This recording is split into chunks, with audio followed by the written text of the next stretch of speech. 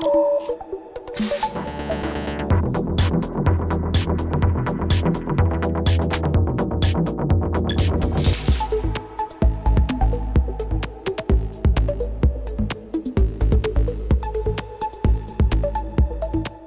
a pleasure and an honor to be opening our proceedings today and to be invited by our lovely hosts here to this third annual conference for the Institute of Network Society.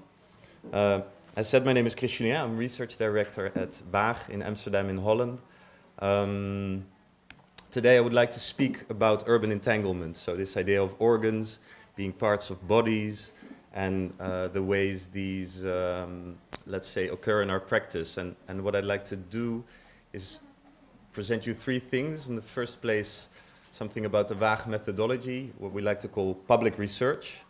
And then to kind of use a couple of philosophers and their thoughts about this urban apparatus and these intelligent organs to kind of find connections to practice, and then to use a few examples from our work in citizen science and in various types of cooperative practices we have to illustrate this point. So first let me briefly introduce my organization to you. As Zhang said, doesn't really have an equivalent, I understand, in China, nor does it necessarily have a literal equivalent in other places in Europe. We're almost 25 years old. Next year we'll be 25. We're an independent research institution that operates on the intersection of science, technology, and the arts. We focus on emergent technologies, so new technologies, and we see them as instruments of social change. We're guided by these values of open, fair, and inclusive that we try to make central to all our work. And we try to empower people to become active citizens through technology. So we always say we're making technology and society more open, fair, and inclusive. We work with about 60 colleagues, with a lot of grassroots organizations, both in Amsterdam, the Netherlands, and in Europe, also working on a lot of European committee projects, also, for example, with Dine and Jeremil on the Decode project. And I think we're defined by a shared attitude of public concern and of civic activism towards emergent technologies. So we were established 25 years ago based on an ethos of a sort of a hacker-maker culture, of artistic collaboration, and of activism, and that to this day still strongly influences the way we work together and the kinds of people that we attract and work with, which are all very interdisciplinary researchers and often very practical makers as well. So we learn by doing rather than by merely reflecting. So to explain our work, I'd like to take this notion of innovation as a starting point. We haven't talked, I think, that much about it, but I always find it to be a good way to approach knowledge production, to approach this relationship between technology and society. So I'd like to present, let's say, this innovation schema that emerged in the second half of the 20th century and explain how our practice evolved from that schema. So what you see here, I think, is quite a well-known type of schema between a market, policy, or a state, and science, or the academics. And this traditional paradigm of innovation understands innovation as a chain of activities that start in an academic sphere with fundamental research and seek valorization by industry research and by startups, etc., to be implemented in the economy and framed through regulation and facilitated and stimulated through government activities. And this form of valorization is assumed to have societal benefits, i.e. generate employment, produce product innovations, and have this kind of trickle-down effect to share wealth throughout society. But what we often see is that there's a limited role for society itself in this schema. So there's limited role for social innovation and for direct societal valorization of research. So what we see is that traditionally both the scientific and policy communities have let's say, perceive society as an extension of their practice. So what they do often is talk about citizen science as a top-down practice, using citizens, for example, to to count stars or to, in games, try to engage in, let's say, analysis of DNA. So as a crowd practice. Or from a policy point of view, they seek participation from society. But these practices always remain defined by the academic or policy frameworks that they start out from. So what I think is interesting is that in recent years we've seen these complex or wicked problems emerge. They're connected often to things like climate change, food security, migration, such issues. And there's a growing awareness that market-based innovation is, to say the least, not able to properly address these complex or wicked problems. And increasingly what we see, especially in Europe, is that both scientific and policy actors seek to include societal actors in tackling these wicked problems. And what we see is that it's often design-based approaches and lab-based formats or living lab-based formats that seem to be a way to connect these policy and academic practices to societal practices. And our chief science officer in Amsterdam, Caroline Nevian, I think illustrated this point nicely when she said recently, and I quote, "The city is defined in part by how people witness each other, reflect on events, and have shared authorship in decision making.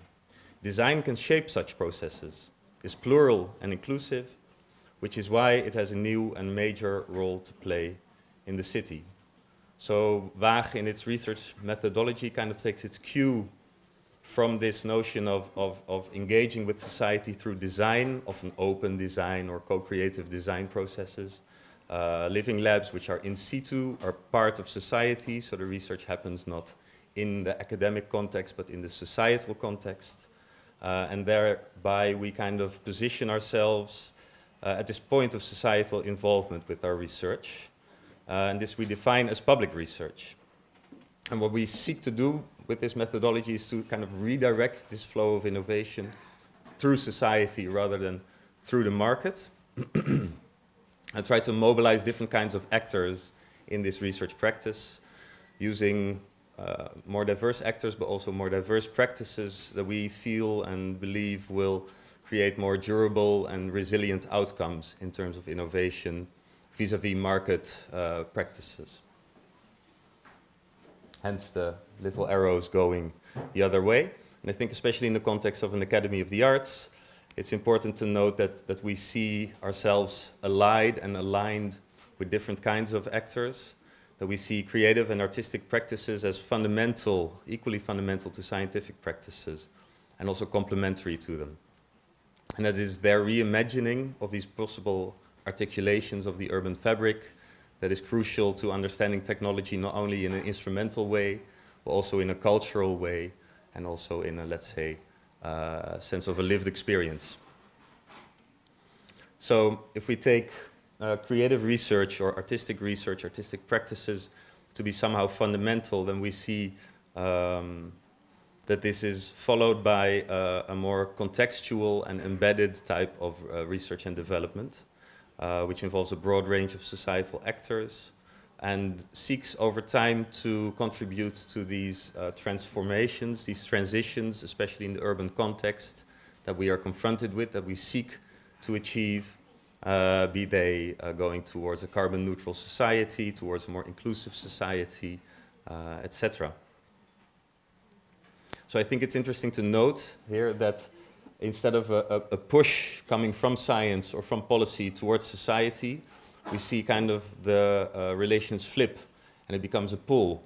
So there's this, let's say, emergent practice coming from societal actors. That's actually the role of a policymaker or a government, is less to impose a top-down framework, but more to facilitate practices that are emergent from society, and thereby go from a deductive framing logic of policy to an inductive and facilitative logic of policy that you could perhaps equate to a parametric model of governance. So a model of governance that isn't saying yes or no, but is saying this is a bandwidth, and can you come towards this bandwidth and participate in certain processes we define.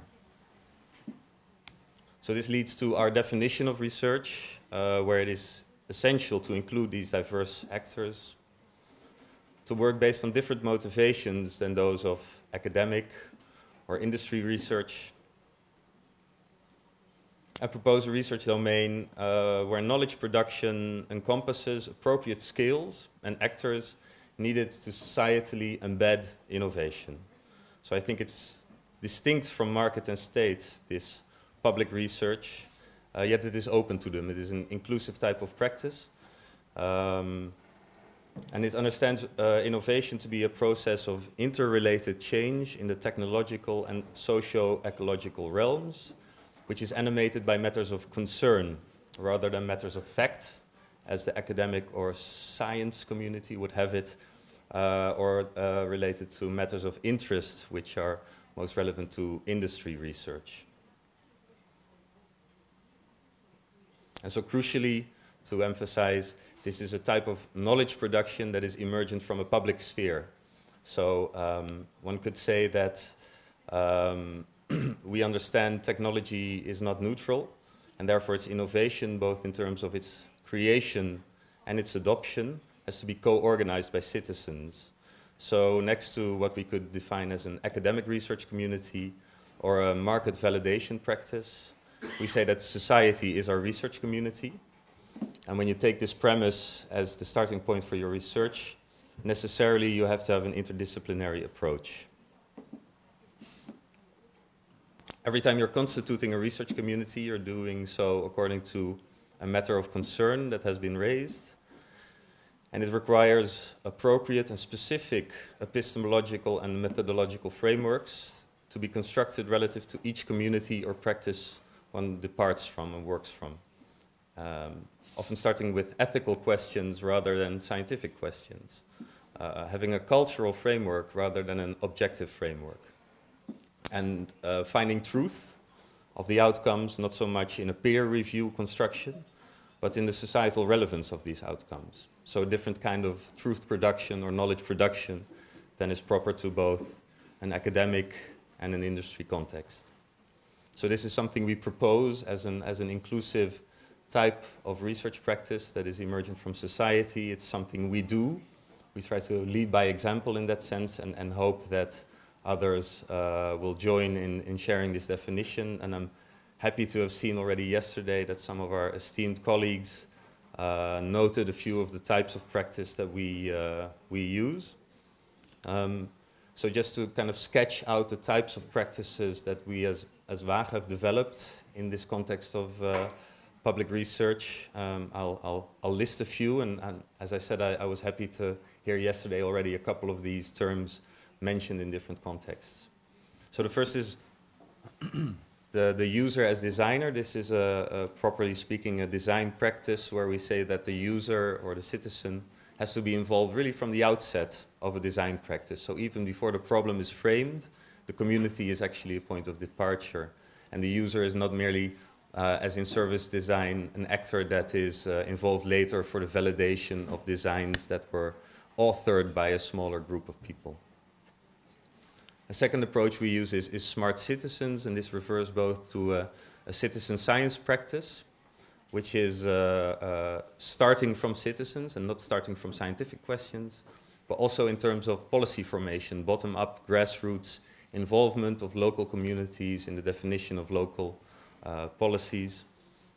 And also for sure, commoning is a very important notion to us, where we're talking about cooperative structures of assembly, negotiation practices that lead to forms of organization that are inclusive and carried by local communities.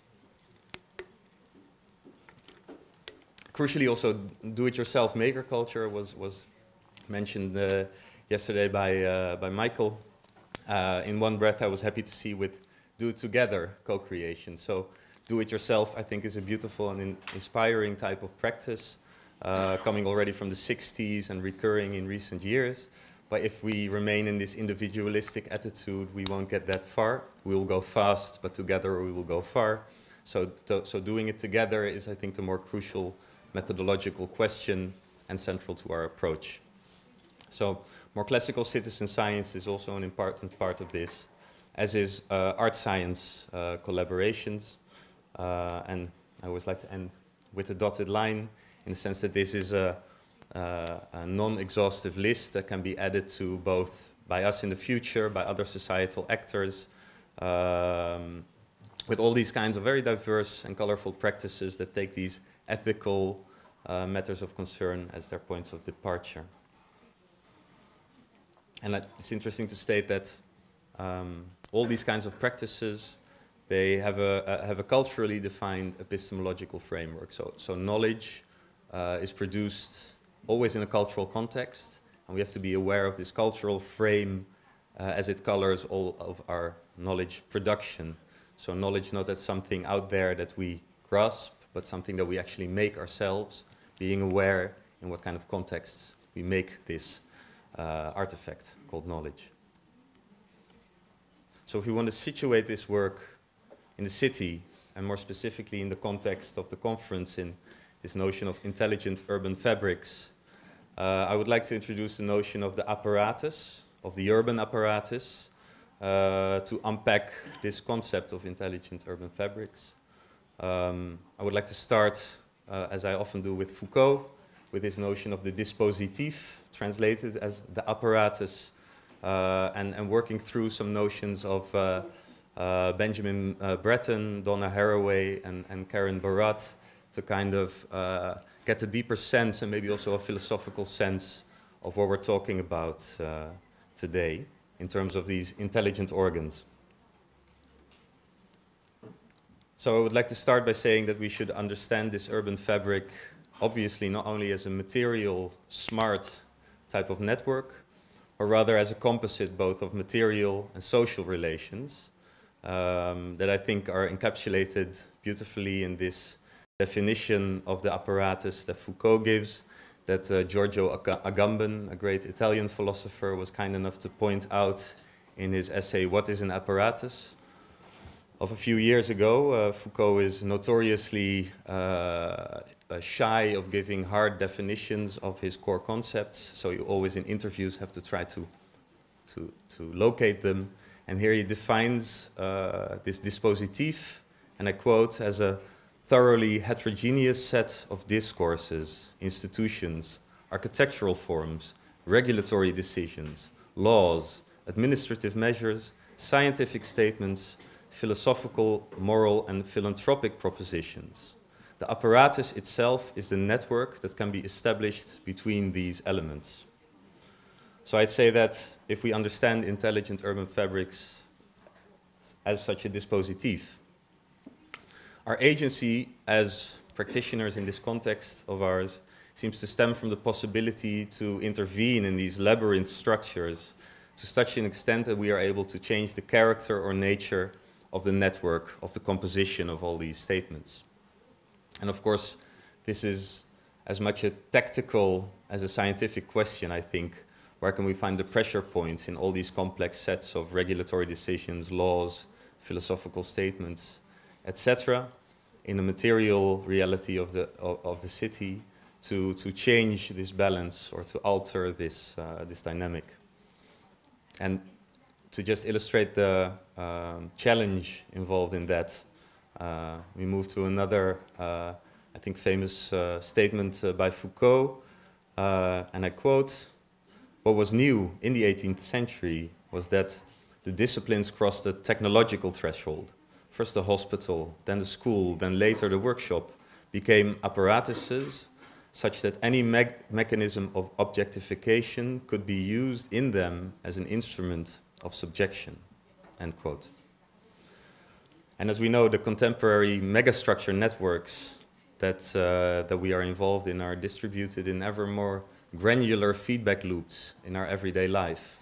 The detailed level of these disciplines is becoming more and more minute and precise. So if we see this interplay of technologies of objectification and subjection, we see them becoming more close-knit, more close to the skin. And that seems to foreclose the possibility of new practices emerging from society against this technological grid.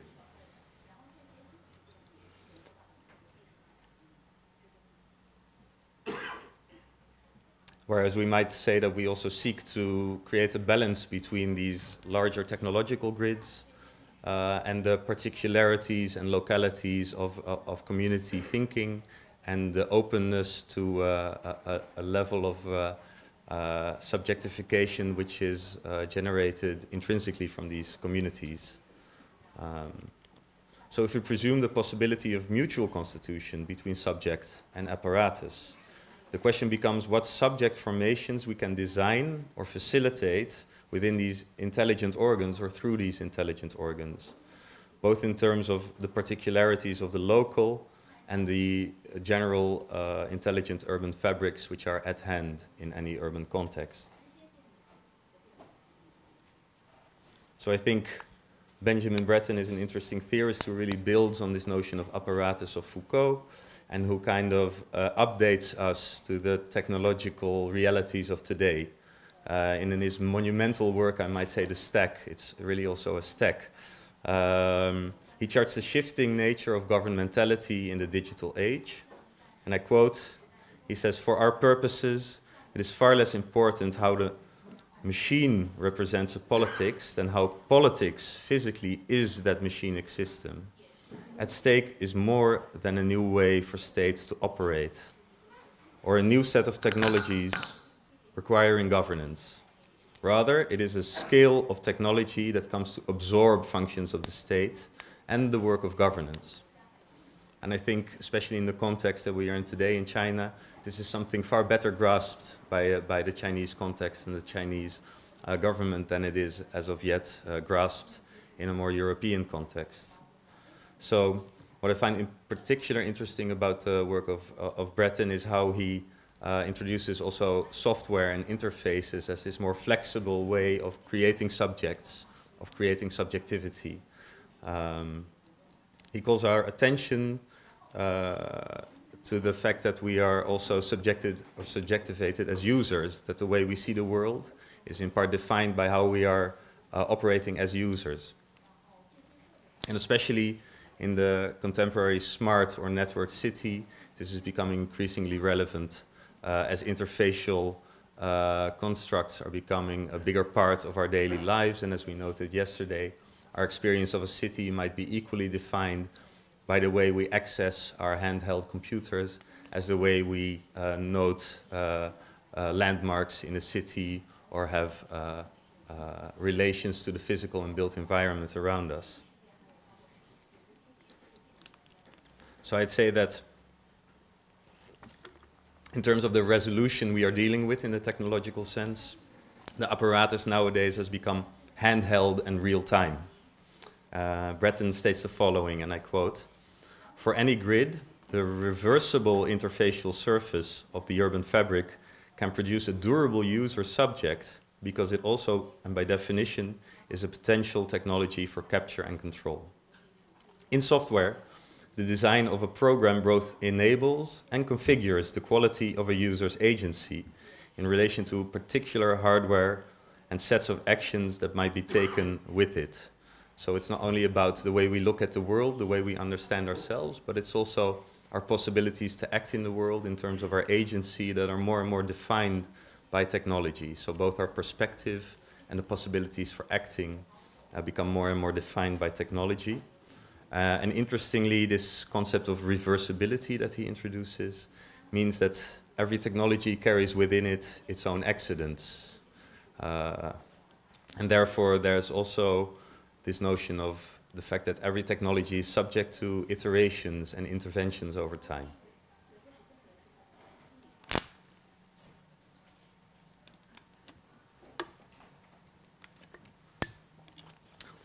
So on to Donna Haraway, I think a lovely and always very foresightful thinker, who in the Cyborg Manifesto states that technology is not neutral.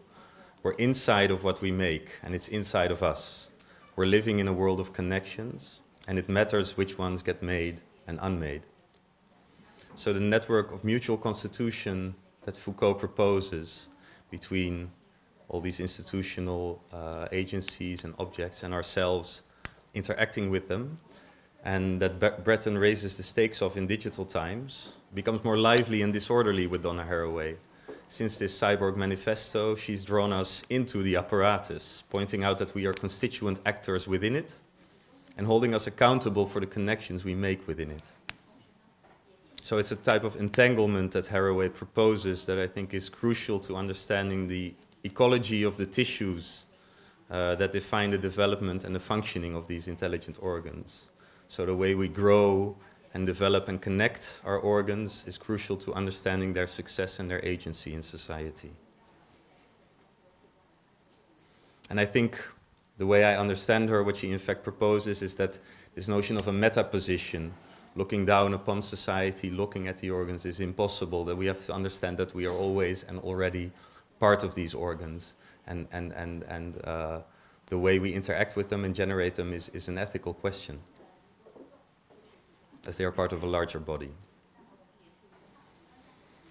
So for my last philosophical greatest hit, I moved to Karen Barat, a quantum physicist who moved to philosophy of science and gender studies, and creates, for me, very fundamental and paradigm-shifting insights between the nature of physical reality and the nature of measurement. For me, the question based on all these apparatuses sketched by Foucault and by Breton lead us to this question of self-articulation. Where's the space to articulate our own perspectives and our own notions within this huge grid of technology determining us as an urban apparatus? So, according to Barat, it is exactly in the act of measuring, in the act of portioning, qua apparatuses, that we construct a reality and that we determine possible subject positions. So what she indicates is that we can move from the apparatus purely as an executive machine to an apparatus also as a machine of measurement always and of portioning. When she says that, and I quote, "Apparatuses are the material conditions of possibility and impossibility of mattering. They enact what matters and what is excluded from mattering. Apparatuses enact agential cuts that produce determinate boundaries and properties of entities within phenomena." So going back to my own practice and our work at Waag, this means that research becomes a necessarily ethical practice, because in research we always enact these cuts, and we determine what is measurable and what is knowable as such, and create quantities of those that lead to further technology development.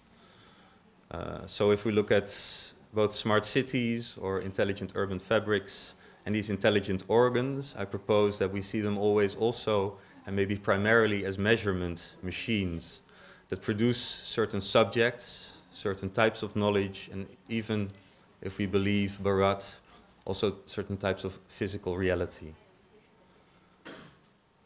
So once we accept that any measurement is co-constitutive of the phenomenon being studied, the apparatuses we develop become an ethical matter in terms of articulating subject formations, material entanglements or constructs, and types of knowledge.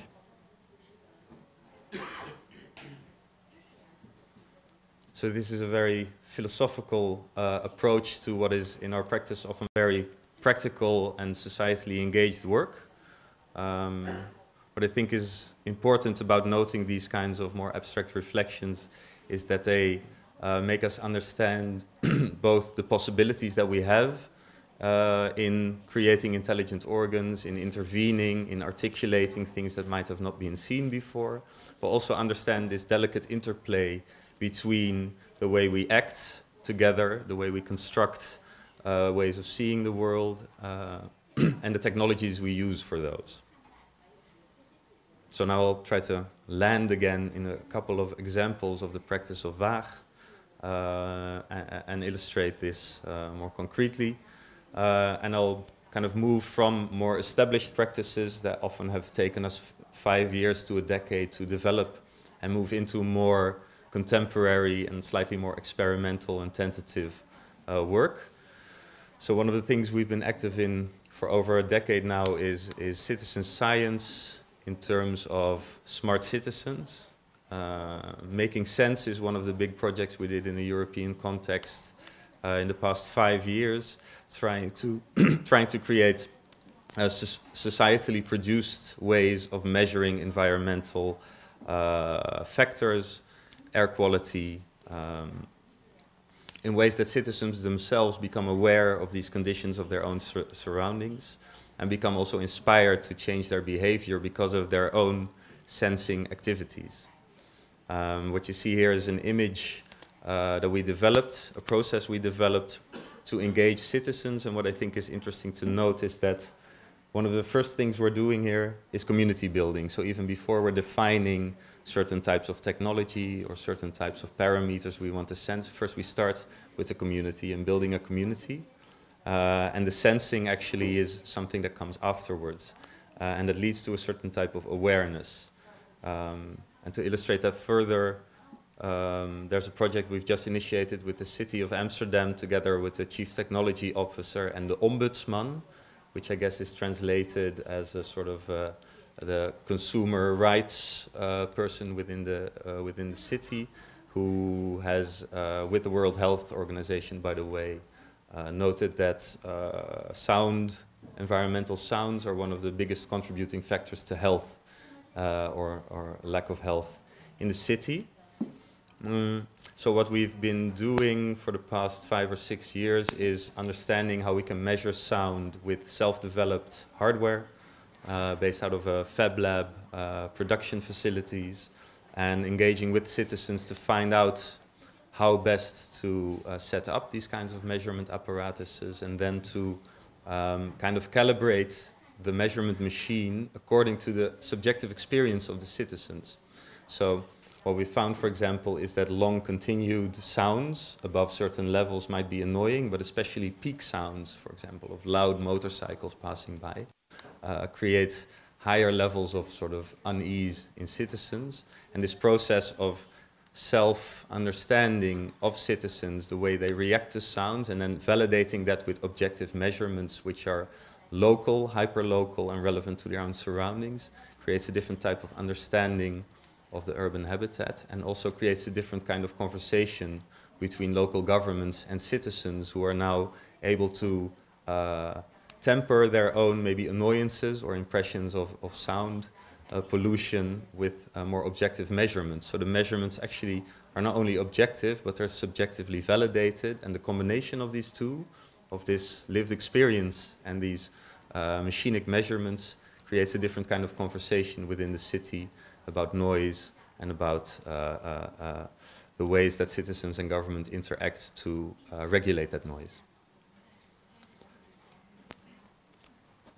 So as I pointed out earlier, this notion of starting from communities is crucial. And something I'd like to also point you towards is our co-creation navigator, which is kind of a summary and a gathering together of all the types of co-creative, do-it-together design practices that we've developed over the years. It's also an open platform, so we involve a lot of methodologies from other institutions in that. And I think it really illustrates how one has to proceed carefully and patiently in gathering communities, in creating mutual understanding, creating a shared methodology to move towards work and research, whether it be in the nature of sensing our environments, building different kinds of hardware, understanding what is in the kinds of hardware we have in our hands. And it's proved to be an invaluable tool in our work and that of colleagues in, as Seb described it yesterday, in understanding the seamful and frictionful nature of working with communities in technology development, rather than maybe this sort of more frictionless notion of technology development that is often presented to us. We think the friction is a highly valuable aspect of our work. It produces trust, it produces relations, and this is something that one finds in this kind of method as the co-creation navigator. So moving to a little bit more experimental terrain, the Gene Co-op is an initiative we took based on an artistic intervention, where an artist and resident at Waag, built an installation where visitors of the art exhibition were invited to spit in a tube, which went into a big sort of reservoir of spit, a slightly disgusting maybe practice, but also very interesting because it was commenting on the fact that there's an increased harvesting of genetic data by a lot of corporate organizations such as 23andMe, building up huge privatized databases of genetic material, human genetic material, our genetic material, maybe as the ultimate form of data. And we see sort of quite problematic futures ahead, both in terms of human genetics, but also in the wider natural world with all the kinds of genetic datification that are occurring. So what we've proposed to do is set up a cooperative structure where members donate their genetic code to this cooperation and can, with smart contracts themselves, determine for what kinds of research their gene data can be used, either for free or for a certain kind of remuneration, creating thereby, let's say, a societally shared and owned genetic database as an alternative for the current databases. And to close, I'd like to give you a short introduction to a new lab we're starting next year at the Amsterdam Science Park, which is called the AI for Society Lab. And I think it illustrates a lot of the things I was talking about earlier, because at Waag we are not necessarily the most deep experts on neural nets and algorithmic computing. But what we are very good at is approaching these kinds of technologies from a different perspective. And the core approach we're taking for this lab is to understand bias as culture. So not to understand bias as something that is a design bug that we need to get rid of in the way we constitute databases, but rather to understand that any kind of cultural color is going to be reflected in databases, because the way we cut out a database from reality is an act of measuring, and thereby we are creating a certain type of reality. And if with artists we are able to explicitly create databases which are cultural, we might also be able to create types of AI systems which are explicitly cultural, thereby shifting the trust question from an auditing question to a question of interpersonal trust and cultural trust. Are the people that designed this database people I trust? Are the algorithms trained by that database algorithms that seem to me to be useful? Then I might want to use these kinds of AIs. So it's part of this vision we have of AI in the future being more of a federative structure where different kinds of AIs are performing different kinds of tasks for us. And we think not only we have to go for the hard auditing approach to trusting AIs, but also to a softer cultural, interpersonal type of trust questions towards AI. So that was my last illustration. Thanks for listening, and I look forward to the panel conversation.